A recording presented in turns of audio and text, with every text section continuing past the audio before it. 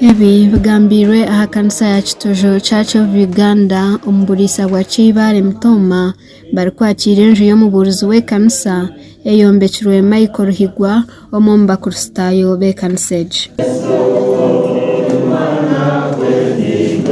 Ruhanga kwara akuyambe yagira yakwisya akakuteka nkaho misho garuko mukono enyuma ogiro wayihayo ogira yiwamwisi tokamanya nyicakare mayikokoze byo kutangaza nibingi munonga barumba Ben Mugasa barumwekaya rwobusheru barumu kazora asa bakoze konka icyo cya Michael kibire extra cyarengaho omukoro ogungushyirwaho abebembezi batari bamwe na bamwe akusima munonga family ya Ruhigwa kandi nimanya nka Michael okutombekera kwatanisa na family yona habukunda mukama webare owishe nka Michael n'umukazi wawe kandi head of rate w'oburisa bwa Kibale bire bwejo icyo kushanga ngo bijukuro bo muntu nibije bagira ngo shwe nkora kabahitaka mwatahwe kereziya mwene murwe humugende nubo hakubahwiro bwire buringwa seresere nateka ngo twine kuhabura amaramizo gitu gona amaramizo amagombora amashomero omugandi Bishop w'enkiriza ya Worldwide Anglican Church ahabo bureberezi bwa Queen Elizabeth yajumirira oburwenguzi oburi omu ihanga ogu yabigambo byabari buruma rugaga omurisingiro omukushaba no kusima okwaba kugenderere kurundana esente zo kugura emotoka ya Bishop.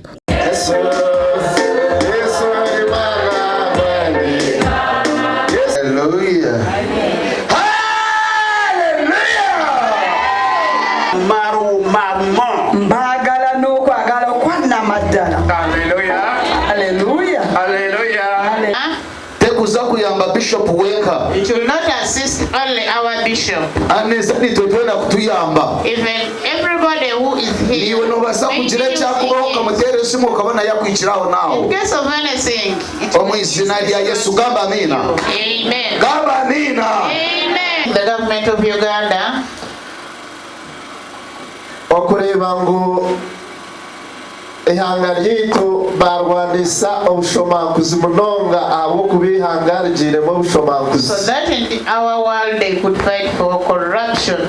Amarwariro takirimo mbazi abantu In hospitals there is no medicine, people are dying. kandi no hurangwe sente nibegure sente nyingi munonga ona aba basima government abo kwakira amadini gona no kuhereza abantu obugabe bwo kushaba batateirwa mukono bantu mwena mushemerere kwejumbira mu program ejo sima president w'ihanga okureba ngo atireho programs ezo kubasa kutungura abantu okureba ngo babasa kurugo mu bworo okutahe imihanda ejo yona no kureba ngo abantu barugo mu bworo nabwo icyo sima president nke kanisa ya Worldwide Anglican sima president kandi nshaba abebembezi b'amadini abandi mwena inkiriza zona twatanise okukiriza no kutera umuranga gwa government kureba ngo abantu bayijumbira mu program za government.